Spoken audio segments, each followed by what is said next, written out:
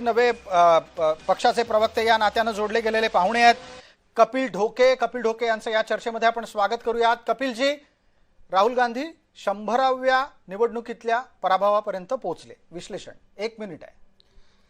नाही, आपण पराभवापर्यंत पोहोचले म्हटल्यापेक्षा या 5 राज्यांच्या निवडणुकांमध्ये जी काही एकंदरीत परिस्थिती होती, ह्या सगळ्या निवडणुका विचारधारेच्या जोरावरती संविधानाच्या रक्षणासाठी, लोकशाहीच्या रक्षणासाठी आम्ही लढलेलो आहोत, हे सुद्धा तेवढंच महत्त्वाचं आहे.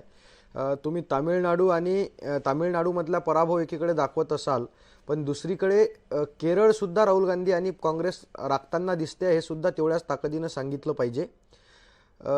वेगवेगळ्या राज्याच्या निवडणुका आहेत. आसाममधली जर परिस्थिती आपण पाहिली तर आसाममध्ये डिलिमिटेशनच्या माध्यमातून, SIRच्या माध्यमातून यांनी जे काही मतदारसंघांची तोडफोड केली, अनेक अल्पसंख्याक मतं, दलित मतांवर जे काही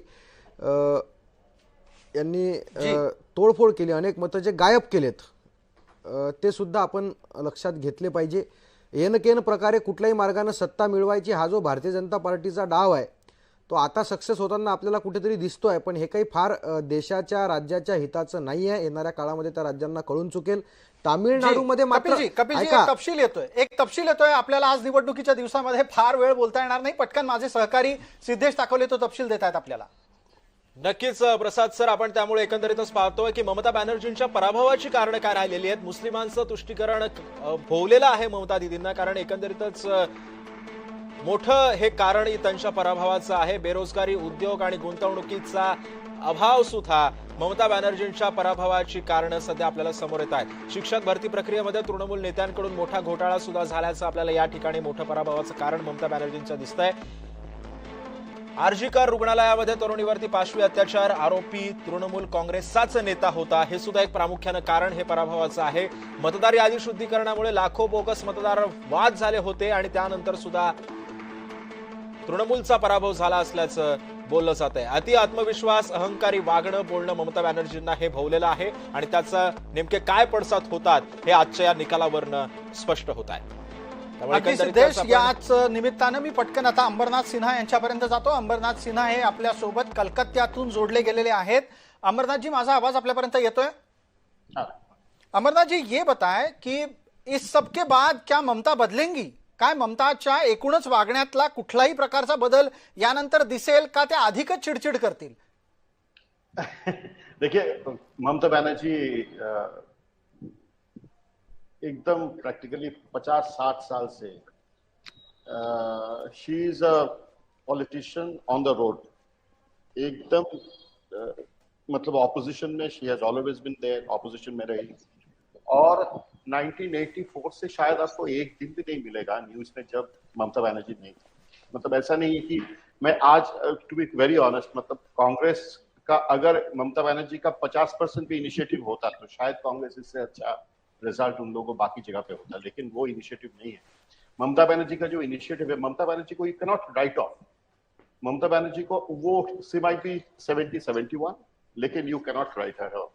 शी इज अ फाइटर, और वो जहां पे उनका स्ट्रैटेजी सबसे अच्छा काम करता है, जहां पे शी इज मोस्ट कंफर्टेबल, वो है लाइक ऑपोजिशन में.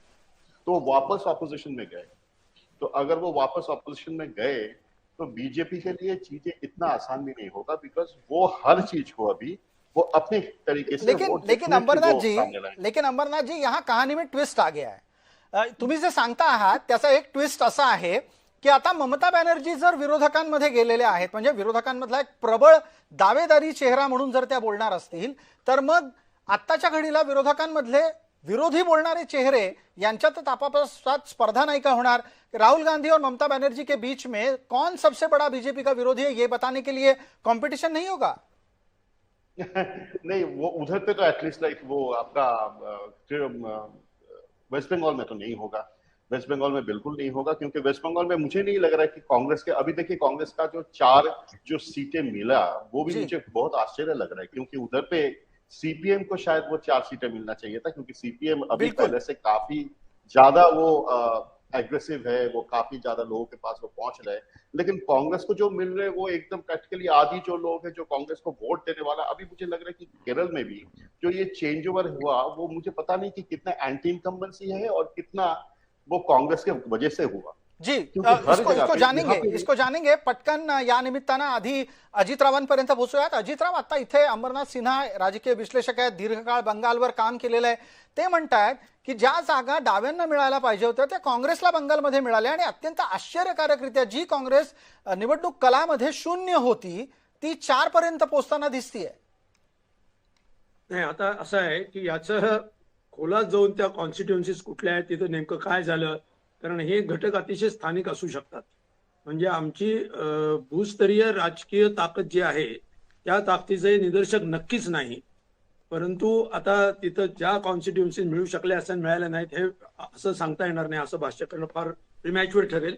परंतु मी एवढं नक्की म्हणू शकतो की मी सुरुवातीलाच सांगितलं की डाव्यांचं राजकारण हे वर्गीय राजकारण आहे, व्यवस्था बदलाचं राजकारण आहे. त्याच्यामधला हा एक चढ उतार आहे, आता उतार आहे असं आपण समजूया, जास्त काळ चाललेला. परंतु काँग्रेस आणि डावे पक्ष यांच्या रस्त्यावरच्या ताकदीची तुलना होऊ शकत नाही. डाव्यांची ताकद निसंशय तिथे आहे आणि राहील. बरं, पण आता तुम्ही जे सांगता आहात अनायसे योगायोगानं आता अगदी बाजूला वेणुगोपाल यांची आनंद व्यक्त करतानाची दृश्य पण आली, ती एकदा परत पाहणार आहोत आपण. आणि त्या निमित्तानं वेणुगोपाल यांचा आनंद काय आहे तेही जाणून घेऊ, त्याचं विश्लेषण पण मी तुमच्याचकडून अपेक्षित करतो. मग संजीव उन्हाळे यांच्यापर्यंत येईन. केरळमध्ये सुद्धा डाव्यांना बाजूला केलं गेलेलं आहे, याच्यावरही बोला अजितराव. नाही, हे बघा, केरळमध्ये ही जे मतांचा फरक आहे, म्हणजे जागांचा जो फरक आहे हा अतिशय मोठा आहे. असा आतापर्यंत कधीही राहिलेला नाहीये. साधारणपणे 5 ते 7 जागांचा फरक हा म्हणजे इकडे 72-75 असेल, तिकडे 65 या रेंजमध्ये तो राहत असतो. परंतु हे आता जे आकडे दिसत आहेत ते जवळजवळ 90-92 पर्यंत युडीएफचे आहेत आणि त्या प्रमाणामध्ये 50-52 हे एलडीएफचे आहेत. हे आश्चर्यकारक आहे. प्रत्यक्षामध्ये डाव्या सरकारने अत्यंत उत्तम काम, अभूतपूर्व देशात अत्यंत उत्तम काम केलेलं आहे. कदाचित एखादा घटक असा असू शकतो, मे बी, आता मी स्पेक्युलेटिव्ह बोलतोय, की देशाच्या राजकारणामध्ये केरळला ज्या प्रकारे त्याची कोंडी केली जाते डावे म्हणून, तर त्या कोंडीमधून निदान आपण काय म्हणतात काँग्रेस बरोबर जाऊन व्यवस्थेच्या थोडंसं जरा जवळ जावं असा काही विचार जर लोकांनी केला असेल तर सांगता येत नाही. परंतु डाव्यांच्या कामामध्ये कुठेही त्रुटी होती हे एका केसाने सुद्धा असं म्हणण्यासारखी परिस्थिती नाही. बरं, पटकन कपिल ढोकेंपर्यंत जायला लागेल. कपिल ढोके यांच्यासाठी हा प्रश्न आहे. केरळात जो बदल झालेला आहे कपिलजी, त्या बदलाचा सूत्रधार कोण आणि त्यात डाव्यांचं अपयश लपलेलं आहे, डावे मान्य करत नाही, तुम्ही त्याचं विश्लेषण कराल का? नाही, मुळात केरळमधला जो बदल झाला, केरळची ही निवडणूक काँग्रेस पक्षाच्या नेतृत्वात जे काही युडीएफ त्या ठिकाणी लढलं त्यांनी अत्यंत समन्वयानं ही निवडणूक लढवली. सहयोगी पक्षांच्या सगळ्या गोष्टींचा आदर त्या ठिकाणी आम्ही केला आणि जे काही लोकांचे प्रश्न होते, तरुणांचे प्रश्न असतील त्या ठिकाणचे, त्या प्रश्नांवरती ही निवडणूक लढल्या गेली. एलडीएफच्या नेतृत्वामध्ये जे काही तिथली परिस्थिती होती ते सुद्धा जनतेपर्यंत पोहोचवली. आणि दुसरं एक मी प्रामुख्यानं सांगत होतो की केरळ हे साक्षर राज्य आहे असं म्हटलं जाते प्रसादजी जी, आणि सुशिक्षित लोक चांगला निर्णय घेतात हे यामधून सिद्ध झालेलं आहे. राहुल गांधी आणि केरळचं एक वेगळं नातं आपल्याला पाहायला मिळालं असेल. म्हणजे वायनाडची लोक राहुल गांधींवर प्रेम करतात, राहुल गांधींचं वायनाडवर तितकंच प्रेम आहे गांधी परिवाराचं. या सगळ्या गोष्टीतून हा निकाल आपल्याला या ठिकाणी पाहायला मिळतोय. निश्चितच केरळच्या जनतेनं चांगल्या विचारांना पाठिंबा दिल्याचं दिसतंय जी, आणि शेवटपर्यंत निकाल कायम राहतील अशी आम्हाला केरळच्या बाबतीत अपेक्षा आहे. बिलकुल. आता पटकन आपल्याला परत बंगालपर्यंत पोहोचायला हवं. सौमेन मुखर्जी आपल्या सोबत आहेतच, पण तत्पूर्वी संजीव उन्हाळे यांच्याकडे एका महत्वाच्या बदलाच्या निकालाच्या अधोरेखीकरणासाठी जातो. संजीवजी, 3 राज्यांमध्ये उलटफेर झालेला आहे. 3 राज्यांमध्ये असलेली सत्ता लोकांनी पालटली आहे. एक गोष्ट अशी की या तिन्ही ठिकाणचा जो बदल आहे याच्यामध्ये महत्वाचा जो बदल आहे तो लेफ्टच्या हातातून केरळची सत्ता जाणं हे थोडंसं आश्चर्यकारक आहे. पण एक गोष्ट विसरता कामा नये की मुस्लिम लीगच्या बरोबर काँग्रेसचा अलायन्स होता आणि या अलायन्स थोडासा इफेक्टिव्ह झाला की काय असंच एक चित्र त्या ठिकाणी दिसतंय. तामिळनाडूचा निकाल तर अत्यंत धक्कादायक आहे, कारण ऍक्सिसने तो तसा वर्तवला होता. जी, परंतु आणि तुम्ही म्हणताय त्याप्रमाणे संजीवजी, अनेक जण त्यावेळेला विजय थलपती हा किंगमेकर होऊ शकतो, किंग होऊ शकतो, याच्यावर लोक विश्वास ठेवत नव्हती. बोला. नव्हते विश्वास, म्हणजे विशेषतः तरुण जे वर्ग आहे तिथला या तरुण वर्गाने विजय यांची निवड केली. मी सांगतो याच्यामध्ये की मी काही लोकांशी बोललो तर त्यांनी सांगितलं की स्टॅलिनचा कारभार खूप चांगला आहे. स्टॅलिनच्या बद्दल म्हणजे कौतुक करताना ते थांबत नव्हतं. पण दुसरी महत्वाची गोष्ट अशी आहे की विजय तळपती यांनी त्यांच्या केवळ सिनेमा नाही, सिनेमामध्ये त्यांनी अँटी एस्टॅब्लिशमेंट जी कामं केली त्या कामाचा परिणाम जनमतावर झाला.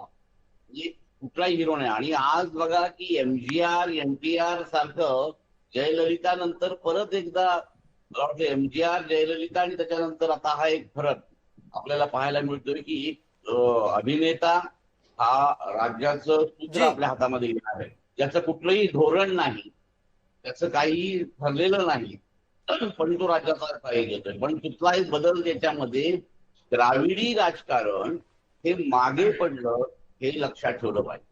आता पटकन चर्चेला पुढे नेत असताना एका नव्या मुद्द्याकडे मी आपल्याला सगळ्यांना घेऊन येतोय. सोमेन मुखर्जी त्यावर बोलतील, अंबरनाथ सिन्हा यांनी पण त्यावर बोलायचंय.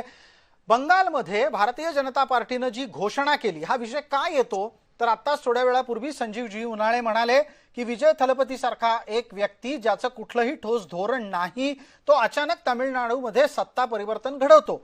बंगालातल्या सत्ता परिवर्तनामध्ये लपलेला एक मुद्दा आहे जो सोमेन मुखर्जी अंबरनाथ सिन्हा यांच्याकडून जाणून घेऊ. तो आहे 3,000 रुपये देण्याचा. सोमेन मुखर्जी बोला, हा मुद्दा कुणी आणला, कसा आहे, काय पद्धतीनं तो लोकांपर्यंत पोहोचला आणि का पोहोचला? माझ्या माहितीप्रमाणे गेल्या जवळपास 8 महिन्यापासून बंगालमध्ये भाजपने एक पूर्ण अक्रॉस बेंगॉल त्यांनी जवळपास 15 लाख घरापर्यंत पोहोचलेलं आहे. प्रत्येक वर्गांच्या माणसांपर्यंत समाजापर्यंत पोहोचून त्यांनी त्यांची जे काय दुखडं आहे ते त्यांनी जाणून बुजून घेतली आणि त्यांची मागणीप्रमाणे म्हणजे राज्याच्या उन्नयनासाठी काय काय करावं लागेल, राज्यामध्ये असणाऱ्या नागरिकांना त्यांना त्यांच्या मूलभूत सुविधा प्राप्त करण्यासाठी कुठे कुठे कमी पडतो, कुठे कुठे ममता बॅनर्जी सरकार ते कमी पडतात आणि त्यांना काय पाहिजे त्या त्यांनी समजून बुजून घेतले. आणि त्याच्यामध्ये एक प्रोफेशनल टीम नेमला गेला होता आणि त्या पद्धतीने त्यांनी प्रत्येक बाजू म्हणजे बंगालची मूलभूत उन्नयनासाठी जे काय लागेल सोमेनजी थोडं थांबवतोय. बंगालमध्ये लाठीचार्ज झालाय, ती दृश्य आधी पटकन आणि तातडीनं प्रेक्षकांपर्यंत घेऊन जाणं गरजेचं आहे. माझे सहकारी सिद्धेश टाकोले या संदर्भातला अधिक तपशील देतील. आता ती दृश्य आपल्या समोर येत आहेत. नक्कीच प्रसाद सर, त्यामुळे आपण पाहतो पश्चिम बंगालच्या बंकुरामध्ये लाठीचार्ज करण्यात आलेला आहे. भाजपच्या कार्यकर्त्यांवरती पोलिसांनी लाठीचार्ज केला. भाजप आणि तृणमूलच्या कार्यकर्त्यांना पोलिसांनी लाठीचा प्रसाद दिलेला आहे. मतमोजणी केंद्राबाहेर गोंधळ घालणाऱ्या कार्यकर्त्यांना पोलिसांनी आवरलेला आहे. मोठा गोंधळ या मतमोजणी केंद्राबाहेर झालेला होता. पश्चिम बंगालच्या बंकुरामध्ये पोलिसांनी हा लाठीचार्ज केलेला आहे. त्यामुळे ही दृश्य सध्या आपण पाहतो. भाजप आणि तृणमूलच्या कार्यकर्त्यांना पोलिसांनी प्रसाद दिलेला आहे.